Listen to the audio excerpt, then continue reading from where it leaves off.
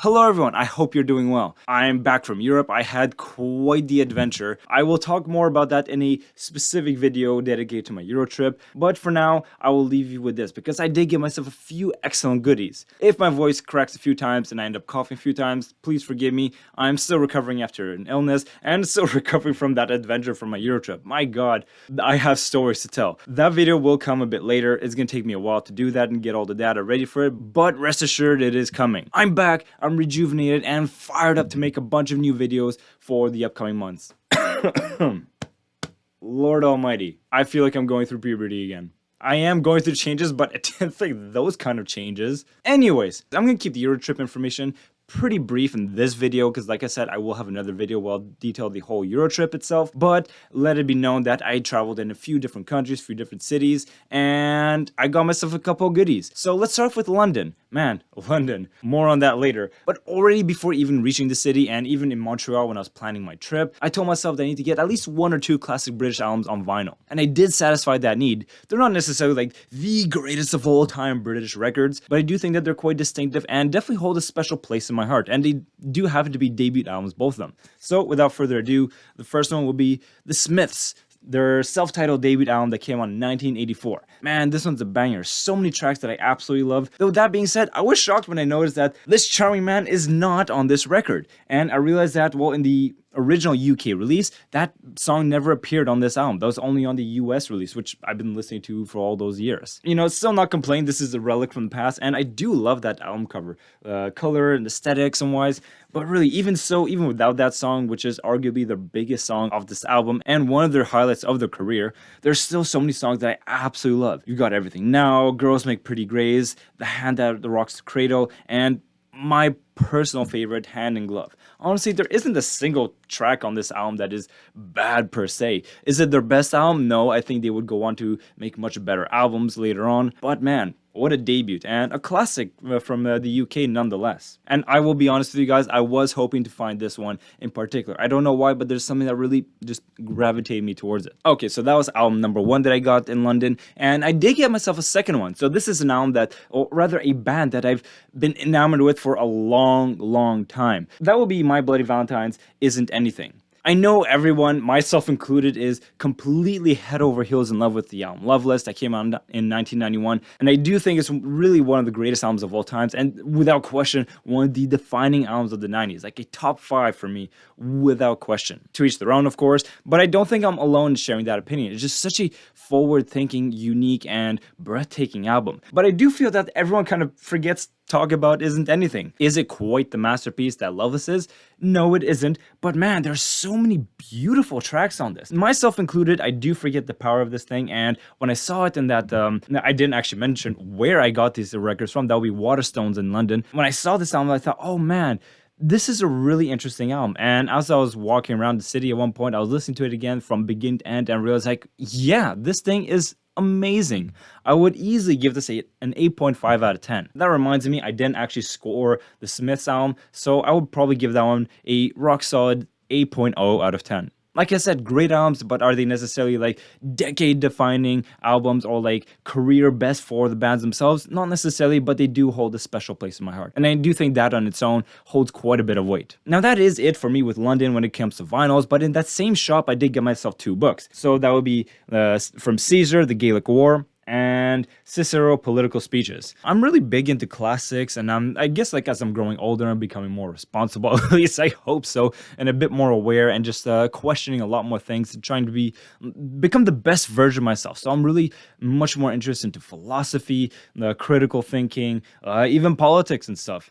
I have no idea when I'm going to read this. Don't ask me because I have a never-ending book list. Same applies to film, games, music.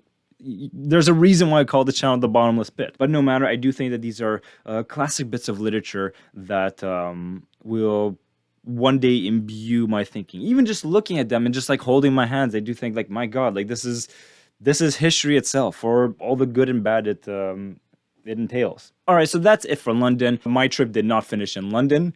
I traveled around a few places in Europe still. My next stop was in Prague. And my god, what a beautiful city. Just thinking about me makes me blush a bit. No matter, without going too much in detail, I was walking around the streets of Prague. I do think those are one of the most cool activities you can do. Just get lost in those streets. And I found myself in this record shop called Maxim Underground. Really cool place, a bunch of albums that I loved over there. And you know what? I was telling myself, I'm not gonna get myself anything. But I did find one album that when I saw it, I was like, oh my god, I need to add this to my collection, because I've been looking for this album for quite a while now and I haven't seen it anywhere.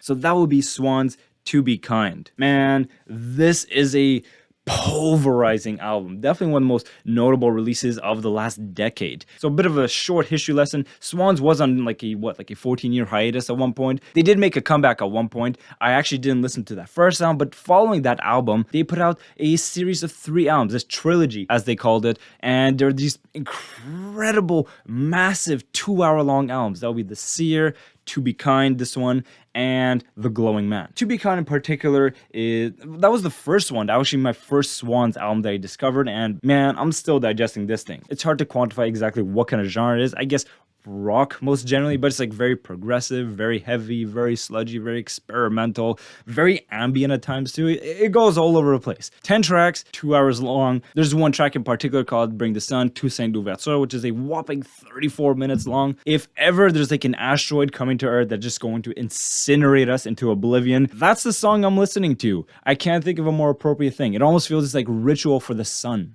And really, what a perfect timing for the kind of journey I was going through, and in the summer too, just like sweltering in the sun. Very appropriate, a very treasured album. Not for the faint of heart, mind you. Now, in my mind, I was telling myself, okay, that's going to be it for me with the vinyls. I've spoiled myself enough, and I do have limited cargo space. But when I was in Krakow in Poland, I was hanging out with my uncle, and he spoiled me to yet another album on my birthday of all times. So that would be Red Hot Chili Peppers' Blood Sugar Sex Magic. I'm a huge Chili Peppers fan, and though I do think they put out quite a number of great albums from beginning to end, I think maybe pound for pound, Blood Sugar Sex Magic is probably their best album overall. I don't see myself giving this anything south of a 9.0 out of 10. It's just a groovy, funky banger after banger with a mix of melancholic and very intimate and introspective songs too. Yeah, this thing is awesome. I can't tell you just how much I listened to it in my teenage years. Incidentally, I was just kind of naturally getting back into Red Hot Chili Peppers, and boom, of course, this album finds me. And before I close out this video, I realized I didn't actually score Swans To Be Kind. I will probably give it also a 9.0 out of 10. It's a pretty exceptional and outstanding album. I don't give these high scores out lightly. I know at times it may seem so on this channel since I'm just giving out like 8s and 9s like candy on Halloween, but I promise you I'm not doing a video on every single album, movie, game, or whatever that I experienced. There's just too many of them and not enough time to make all that content for you guys. But every now and then I will make a video like these because I do think these collection updates are interesting because there's a reason why I'm adding them to my collection. These are classics, I think. Man, music really is one of my greatest inspirations in life.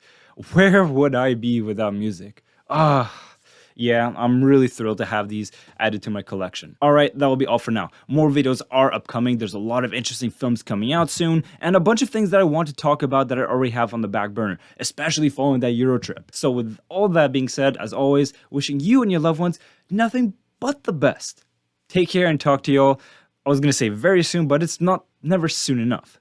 How soon is now?